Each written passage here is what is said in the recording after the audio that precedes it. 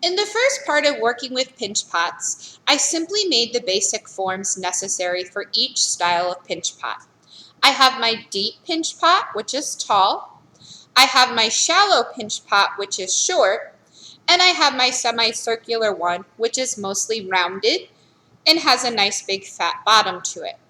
So with these three pinch pots, I've only created the basic forms. So the next step in the pinch pot process is to make them look a little bit better. Some people are going to be very bothered by uneven tops. My shallow one looks kind of like a weird flat bowl right now, but not exactly because it still has a small bottom. And so what we're going to do now is to make them look better, or what artists like to call refining our work. So I'm going to start with the shallow pinch pot. I like to start with the shallow pinch pot because usually that one needs the most work and is the most frustrating to look at as a student because it's not quote-unquote perfect.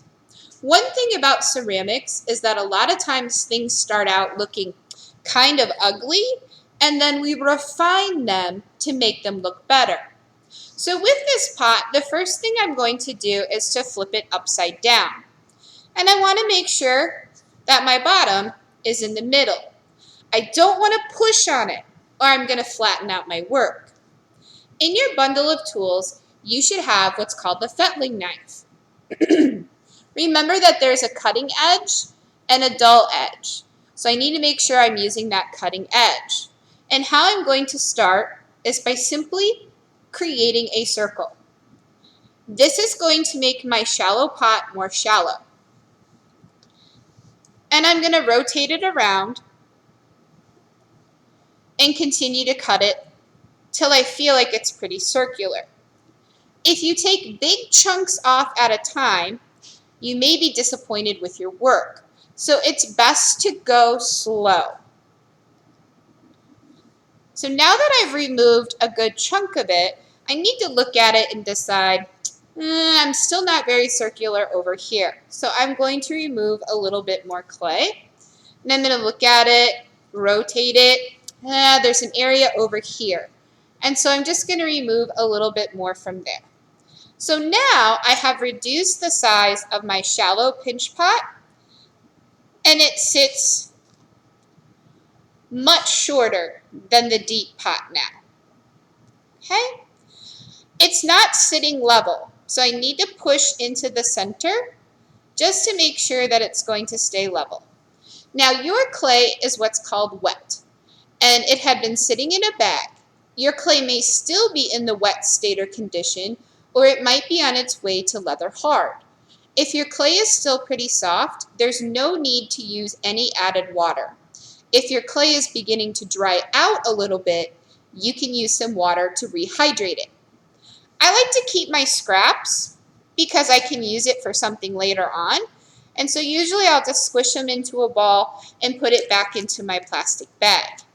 So the next thing I'm going to do with my shallow pinch pot is I'm going to pinch those edges because I cut them. And so they're kind of thick.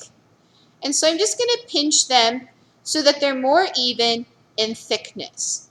Now, I am not squeezing as hard as I can. I'm just giving it enough squish so that the clay will move, but I'm not going to completely deform the pot. So with pinch pots, it's all about finding that happy medium. You need to pinch enough to get it to move, but not too much. So if I look at it, it still looks like to me that this spot's not real even, so I'm going to keep pinching. And then I want to make sure that it has that small bottom. So I'm going to put my finger in the middle and kind of push down. If I don't, I'm going to end up with a flat bottom plate instead of a pinch pot. So if you notice there's some space under there, or if I flip it upside down, it angles downward. That's the shape that we're looking for. Now I'm going to use my fettling knife again to gently remove some of the lumps that were created when I was pinching. And I do not want to do this too hard. If I push too hard on my soft clay, I will end up with an incredibly flat plate. But I'm actually removing the clay. So it's okay to take a little bit of clay off of your pinch pot. And I'm just going to keep rotating it around. That's helping me thin it out, make it more even, and get rid of areas that are lumpy. But I want to keep kind of checking to make sure that I still have that nice flare or taper on the outside. So you can see right here, there's a lump and a little indentation. So I want to remove that. I showed you the fettling knife, but you can also use the wood tool. I like the one with the slant because I can hold that slant up against the pot and move it around. Now, if it works better for you to hold it in your hands, you could try a rounded part of a wood tool, and I'm going to blend out those lumps. That's what makes our pieces look unfinished. Most students have told me that they didn't spend enough time smoothing out their pinch pots, and they were very disappointed with the overall look in the end. So it may be tedious, it may take you a little bit of time, but it's very, very important that you get rid of these lumps and bumps. It's going to make our pots look better, and in the very end, when we go to glaze them, to finish them off, it's also going to make the pieces easier to glaze. So I'm supporting from the inside while I'm doing this so that I don't turn it into a flat plate and so that I continue to keep that flare. So that's what's important about the shallow pot, is that it has that flare. And so right now I've shown you how to use the fettling knife and how you could potentially use some of your loop tools. And feel free, if you have a different shaped one in your bundle, for you to experiment with those. So now my outside's looking pretty smooth. My edge isn't perfect yet, but everything's looking pretty smooth so far. So now that I have my pinch pot mostly smooth on the outside, I need to work on the inside. And I'm going to hold it in my hand for support. If I don't, again, I'm going to flatten it. So I have with me what's called the rubber rib. Some of your toolkits, you have the bigger ones, and some of them you have the smaller ones. So mine just happens to be a small one. I'm going to go ahead and use that rib on the inside to continue to remove any lumps and bumps.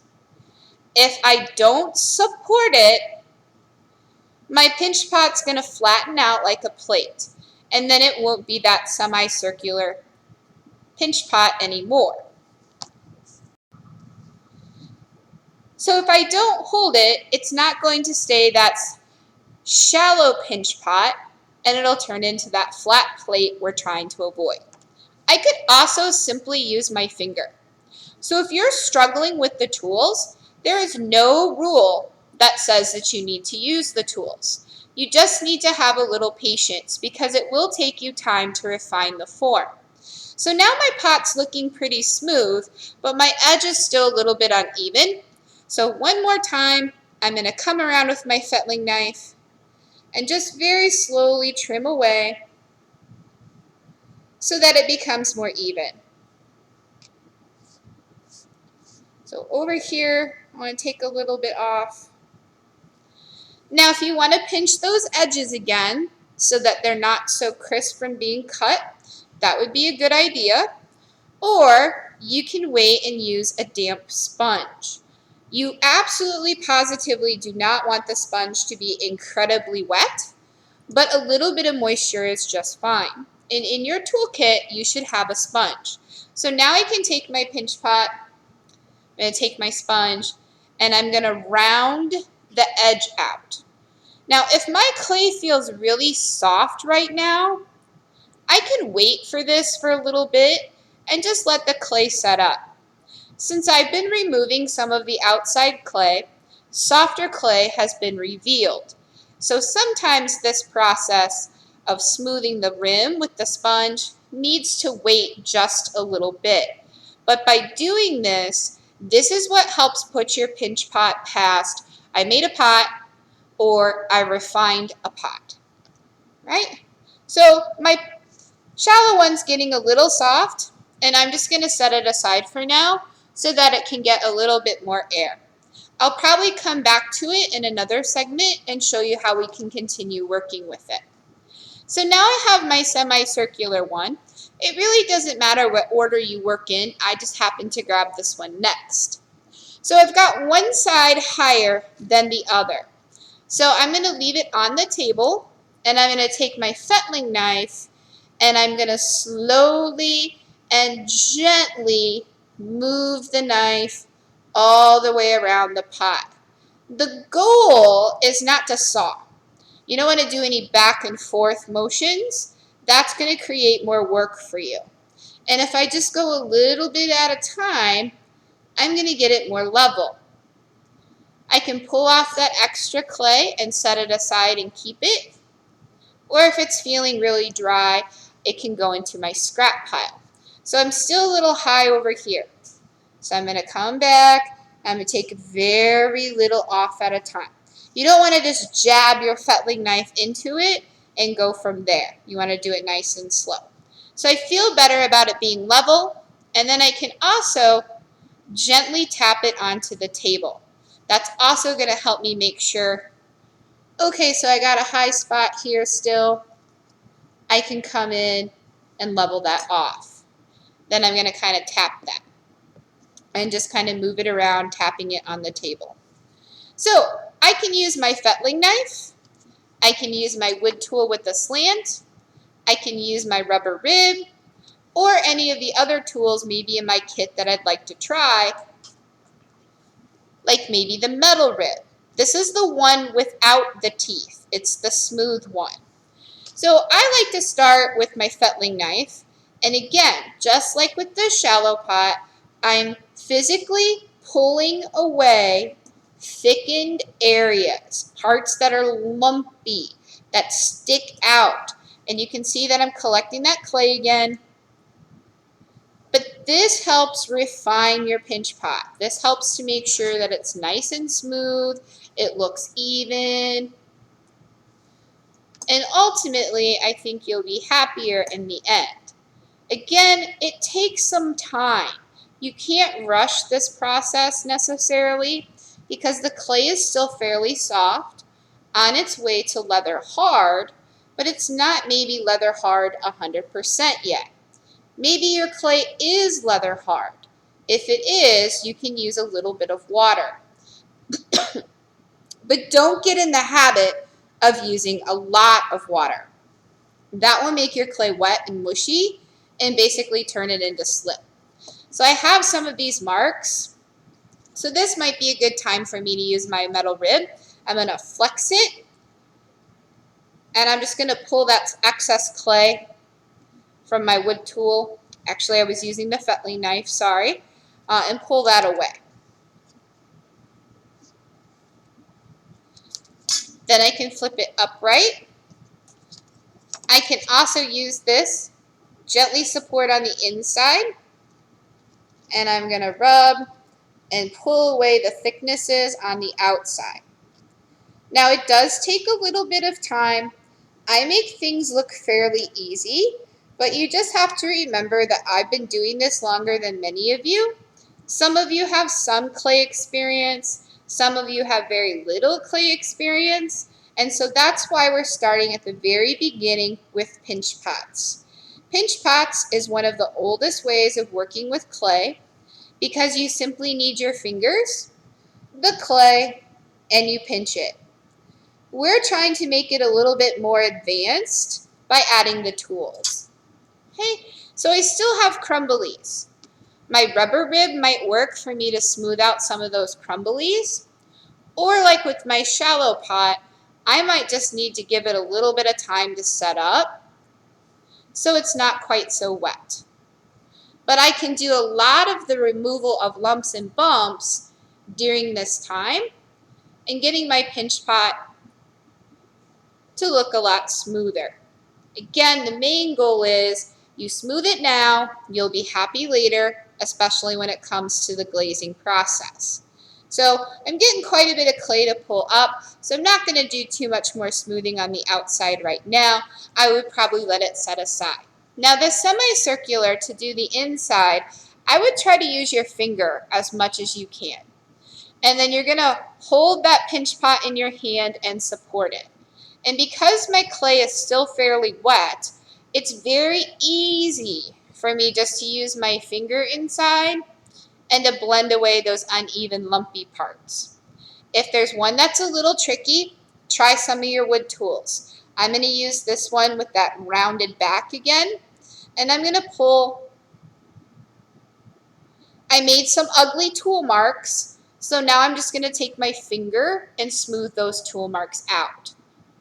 You could use a little water, but not too much, or you'll make the bottom of your pot very soggy. Now, I would really like to round out my top edge, but my clay is really too soft right now. So I'm going to hold off on that, just like with the shallow pot. And I'm going to set that one off to the side as well to get a little bit of air and to harden slightly. I don't want it to dry all the way out. So my last pinch pot that I have is my deep one, and I have an uneven side. So I want to take my fettling knife, but this time I'm going to hold it in my hand. And I'm going to take that knife against the edge and go very slow so that I don't cut too much off. So there I started cutting, and then I'm going to pick up where it's a little higher again, and I'm going to go very slow. The key is to glide. You do not want to saw. If you saw your clay, it's going to just create more work for you to try to smooth it out. So we want to try to leave a nice smooth edge as best we can. So I'm going to make sure it sits upright, and I can see, okay, maybe I'm a little high over here yet. So I'm going to take my fettling knife and trim very little at a time. That's the key to getting a nice even lip, is that you don't just like jab in and just cut crazy. You want to just do a little bit. So just like before, I can flip it upside down and gently tap it around. This allows me to kind of see if I'm even. So to smooth the outside of my deep pot, I'm going to use my fettling knife again, and I'm pulling the clay downward. So this time I'm still removing that excess clay. Now I want to be gentle so I don't dent my form in too much, but I want to remove bumpy parts. You could use water all you wanted, but all you'll have are smooth bumps. So you must physically remove them. And that's why I keep saying don't use a lot of water. Don't rely on water. The tools are helpful. Or simply using your fingers works too. But our pinch pots gives us an opportunity to kind of practice using some of the tools and getting an idea of moisture content. If your clay is too soft, you might have a hard time using the tools. If your clay is too dry, the tools might cause some cracking or breakage. So ceramics is a lot about balance. So now I'm going to take my metal rib, because that's one of my favorite tools, and I'm just going to kind of pull from what would be the top to the bottom. And I'm removing those lumps. Now it's not perfectly smooth yet, but it's definitely a whole lot less lumpy. So I'm actually removing clay. A lot of students do not spend enough time doing this, or they get afraid, hey, am I removing too much clay? Am I doing something wrong? You know, sometimes they're not going to look great at first, and then we make them look better. So I feel pretty good about how the bottom area kind of looks and how the middle of this pot looks. So I'm going to flip it upright. And you can see I've got crumblies on the side. So I'm going to hold it, and I might have to go a little bit at an angle. So sometimes you can't just go directly around. You kind of have to angle that pinch pot a little bit so that you can continue to rotate it. Okay, so I'm going to keep rotating it. And I'm still getting some of those clay crumblies A lot of those clay crumblies are simply because the clay is soft. Again, when we first start with working with clay, it's wet, then it becomes leather hard, and that's where it's going to be a little bit more stable, a little bit easier to do our finishing smoothing. But this preliminary is very, very important. Otherwise, it gets really tricky to do. So I still have some of those crumbs. I'm just going to use my fingers and see if I can smooth them out. If not, then just like the other two pots, I'll come back and kind of finish them up as my clay sets up more. And just like the semicircular one, the deep pinch pot works really well to smooth if you use one of your wood tools that has that rounded back. And I'm just going to put the tool inside and rotate it around. Now, if I'm leaving tool marks, that's not really a big deal. Okay, the tool marks aren't a huge deal because I can use my finger to remove them, but lumps and bumps again, you can't just rub those away. You have to do something to remove them. And so inside I've got a couple areas that are a little tricky, so I'm going to go in with my finger and I'm going to smooth that way. So this is going to allow you to practice with your tools, kind of figure out how much pressure the clay can take. You're also going to figure out the moisture, like is it going to work better if I wait just a little longer and then I could use the tool? And if you ever have questions, always feel free to ask me.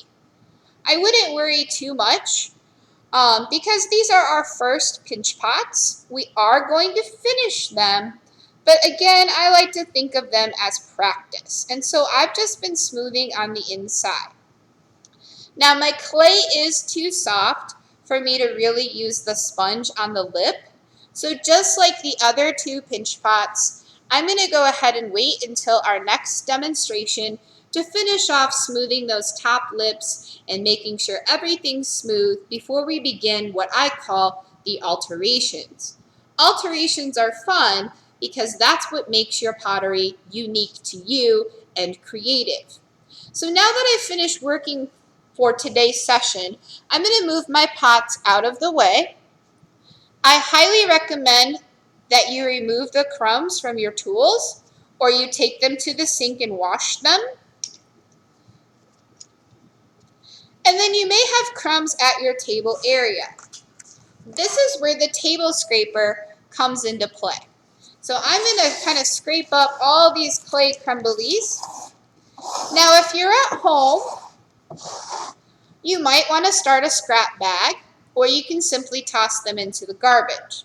But with this amount of scraps, here at school in the studio, we have something called the recycle barrel.